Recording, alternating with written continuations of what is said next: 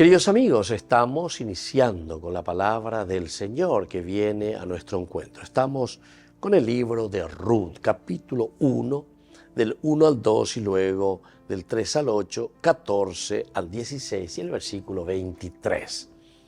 Durante el tiempo de los jueces hubo una gran sequía en el país y un hombre de Belén de Judá emigró a los campos de Moab con su mujer y sus 2 hijos. El hombre se llamaba Elimelech, su esposa Noemí y sus 2 hijos Mahlón y Quilión. Al morir Elimelech, el esposo de Noemí, ella se quedó con sus hijos. Estos se casaron con mujeres moabitas, una se llamaba Orfá y la otra Ruth, y así vivieron unos 10 años. Pero también murieron Mahlón y Quilión, y Noemí se quedó sola, sin hijos y sin esposo. Y así continúa la palabra del Señor con esta historia de Ruth.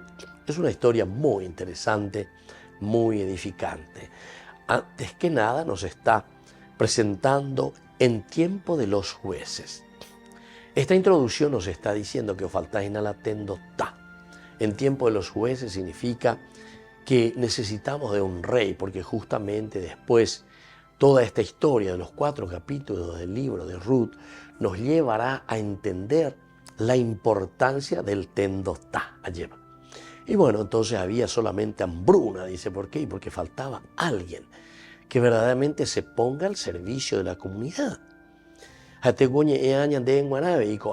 Porque tantas veces, teniendo tantas riquezas, teniendo tantas posibilidades, no somos capaces, ¿verdad?, de llevar adelante nuestra nación, nuestra comunidad. No tendríamos que tener nosotros pobres entre nosotros, no tendríamos que tener indígenas en nuestras calles, no tendríamos que tener niños abandonados. ¡Qué pena! En tiempo de los jueces, lastimosamente. Y entonces es ahí cuando Dios llama a esta familia primero.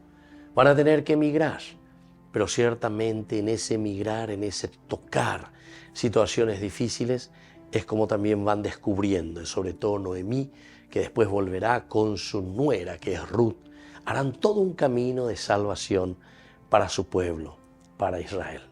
Pidamos esta gracia también para nosotros, para nuestras familias, para nuestra iglesia. Y que la bendición de Dios descienda sobre todos ustedes, el Padre y el Hijo y el Espíritu Santo. Amén.